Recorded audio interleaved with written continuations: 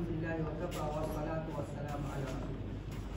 Mga kapatid, alhamdulillah, yung khatib, yung nag-sermon ng khutbah ay nagsalam. Assalamualaikum warahmatullahi. Pagkatapos, ang nag-khutbah ay nagpapuri, lumuwalhati, dumakila, at nagpugay sa Allah. At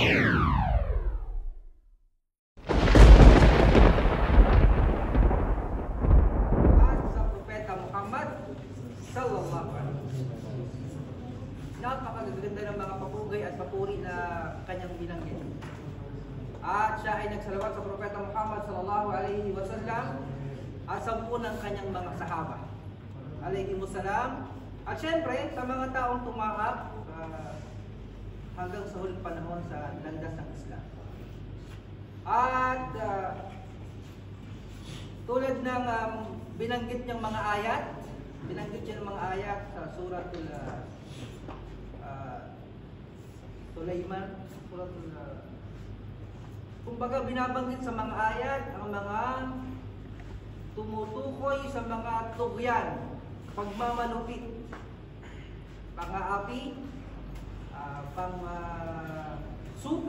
pag-usupil ng mga malulupit na mga tao sa buhay ng mga propeta alayhi wassalam. Yung mga mensahero at mga pinili ng Allah upang iparating sa mga tao ang paniniwala tungkol sa Panginoong Allah, sa kadakilaan ng kanisahan ng Diyos. Pagkatapos, sumulong tayo ng iilan, bakit tayo maligaw? Dire-diretso na. Ayan. Ang mga buhay ng mga propeta alayhi wasallam sa piling ng mga tao ay meron talagang may mga mangkukulam na mga siher sa piling ng mga propeta alayhi wasallam. Pero dahil nga ang mga propeta alayhi wasallam meron silang mga hibala na dala-dala, ang lahat ng mga normal na mga pangyayari nababago dahil ito'y galing sa Panginoon. Yung mga hibala nila. At binanggit sa mga ayat na yun, minit ka muna ng nahulugan, ay tungkol kay Musa at si Harun. Sa piling ng mga propeta alayhi wasallam at sa mga tao, ng mga Bani Israel, sa mga kanyang mga lipod, sa kanyang mga kasama, ay, tulad na bagis natin, ay, syempre, iniligtas ng Allah ang mga nanampalataya. Ngayon, sa panahon natin ngayon, kumulang nung gustong iparating nung nag-khutbah, mula sa nagsermon, humigit kumulang na gusto niyang iparating. Sa panahon natin ngayon, ang nagkasabuhay ng pagiging malupit, pang-aapi, pagmamalaki, ito yung mga Hudyo doon sa bansa ng Palestine. Ito yung kumakatawan doon sa highlight ng pangyayari na para bang bumabalik. Dahil sa panahon ni Musa alayhi salam, meron siyang pangyayari na pinitigil, awatin ng mga pag-aaway nung dalawa sa mga tao. Isa sa mga kasama ng Pharaoh, at syempre sa kanyang mga kasama. Dahil hindi niya sinasadya, natulak yung isa sa mga kasama at namatay. Para awatin yung nag-aaway. Ngayon, ang pangyayari ngayon dito sa Palestine, sabi nung nag-khutbah, pagkatapos gawin yon, naging masama sa paningin ng mga tao si Musa alayhi salam dahil sa ganung pangyayari. Hanggang si Musa alayhi salam nagtago, hanggang pinalupitan. Ano palupit? Yung ginawang malupit sa mga tao. Hinapi yung mga babae, ang mga lalaki, pinatay yung mga bata, itinira yung mga babae, gano'n. At ginawang mga alipin yung mga kasama ni Musa alayhi salam sa may gumulang. Ang ginawa naman ng mga tao ngayon doon sa Palestine, gano'n din. malupit na pang-aapi sa mga taga doon. At sa madaling kwento, ito'y maaaring pag-alala sa kadakilaan ng Allah subhanahu wa ta'ala na tunay talagang ang katotohanan ay lilitaw. At ang kadakilaan ng Allah subhanahu wa ta'ala ang mananatili. At syempre, siya ang pinakadakila sa lahat. At doon sa panahon natin ngayon, ikinukumpara niya yung mga pangyayari ngayon. At maging yung mga hindi mga Muslim, kumbaga patarastas, maging yung mga hindi Muslim na iintindihan yun. Di ba? Yung mga Muslim, yung hindi mga Muslim na iintindihan yun, ginagawa nila di ba? Nagawin ka, ano ba ginagawa ninyo? Kumbaga, unti-unti nang alalagtad, yung talagang sa mga kalupitan na ginagawa nila. Dahil yung mga batas na nakalituntunin ngayon, gawa nila. Paano mangyayari, di ba? Kasi sila din ang gumagawa ng mga lituntunin. Pero dahil nga Allah nagkokontrol ng mga pangyayari, inilalantad ang katotohanan bilang paghahanda sa mga tunay na mga nanampalataya. Bilang paghahanda sa mga tunay na mga nanampalataya. Yung pinakamaganda dun. Yung mga pangyayari na yan, yung mga hindi Muslim na iintindihan. Kayong mga Muslim, naiintindihan nyo ba yung pangyayari? Pagkatapos, mga kapatid,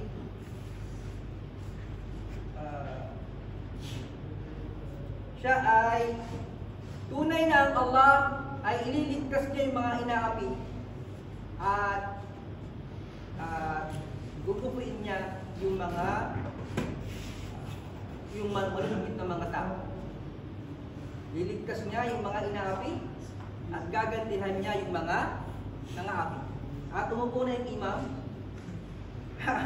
at muli tumayo, dumakila at tumalaki sa Propeta Muhammad sallallahu alaihi wasallam, sa Propeta sallallahu alaihi wasallam at sa kanyang mga kasama at siya ay nagdua. Sabi niya, maraming dua at yung mga taong malulupit na yon, paghiwa-hiwalayin ng kanilang mga samahan at patawarin ng mga nanampalataya at napakadaming dua.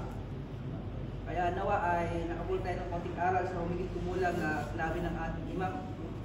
Ang ating mga sinabi natin ay tapos na po. Sheikh, Assalamualaikum. Biljumla. Assalamualaikum warahmatullahi wabarakatuh. Have you understand anything? No? Never mind. We're still young. Time will come, you will understand what we're talking about. Okay? Inshallah soon. Inshallah, yung programa po natin, kailan po ngayon. After doon, sinong gustong mag-continue ng pag-memorize ng Quran, meron po sa kay Sheikh Zaki. Tapos sinong gustong magpatuloy ng kanilang pag-aaral sa sa Arabic, meron din po. No, sa mga advanced na Arabic conversation na po, meron din po tayo. Okay? So sa ngayon, kain po muna tayo. Basic sufra muna tayo ngayon. No? Inshallah. Meron tayong yung may klase dun sa Almana, mga brothers. So, siguro kaya. Pwede. Sinong may klase pa sa Almana, pwede nang lumarga pagkatapos kumain. Okay? Okay na po tayo. Any other questions? Meron tayong tanong? Do you have any other questions? Are you hungry? Yes. Very good. So, we will eat inshallah. سبحانك اللهم وبحمدك أشهد أن لا إله إلا أنت أستغفرك وأتوب إليك. السلام عليكم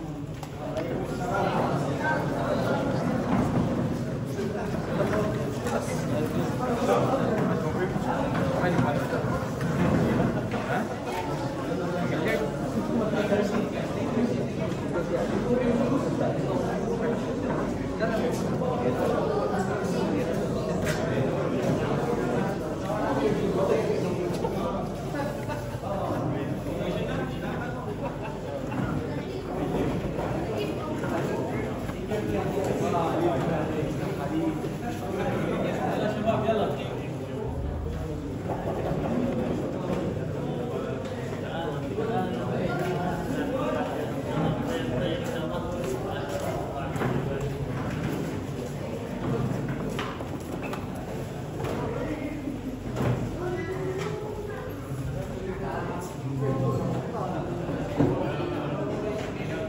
Kunin natin sila.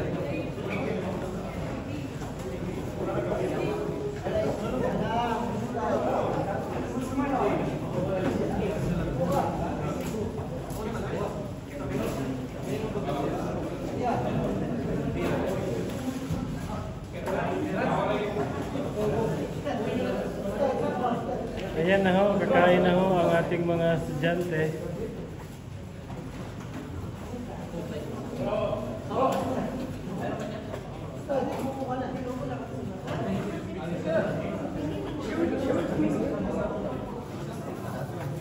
Ayan na ho, nagbudol fight na ho ang ating mga kapatiran.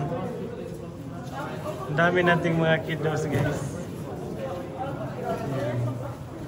Ayan. Saya-saya. May kagikit nga pala si Brother Saud.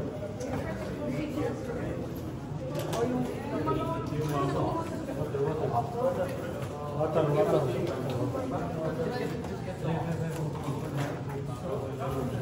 Give water.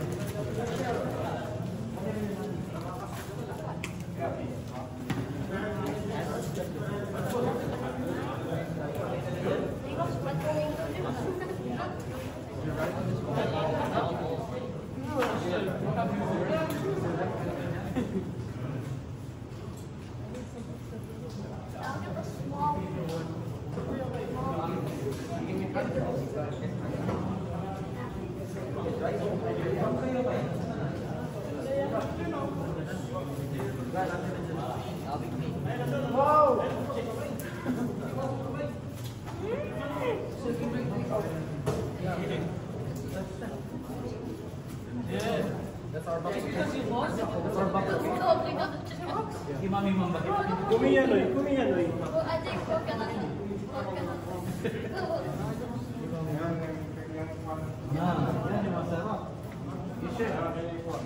Design. Draman. Stats. Magre-record, pwede naman makakawa yun eh. Kuya, di ba tayo? Kuya. Di ba tayo may gatas? Yes. Yala, Draman. Okay, Stats. Did you say Bismillah? Yes. Because Shaitan will join you.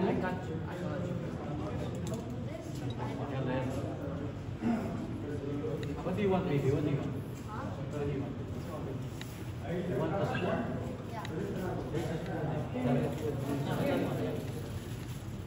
Okay, push mo ka niya. Okay, forward. Iwan lang may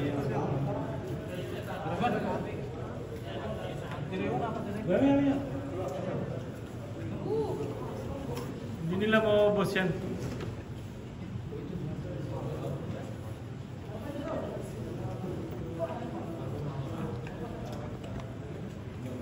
Ayan, sasali ako dyan. Pag-picture ka. Kala ko. Picture ka. Sige, sige. Kuya, hindi na goblin ko to guys. Oh, guys. Okay guys, tingin-tingin. 1, 2, 3. Sa, 2, tulog. Ismail. The goblin is goblin on the shelf. 43. So funny.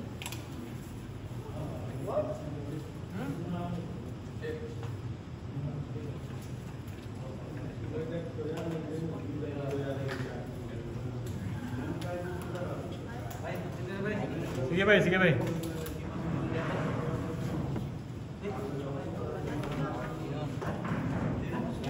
Sino?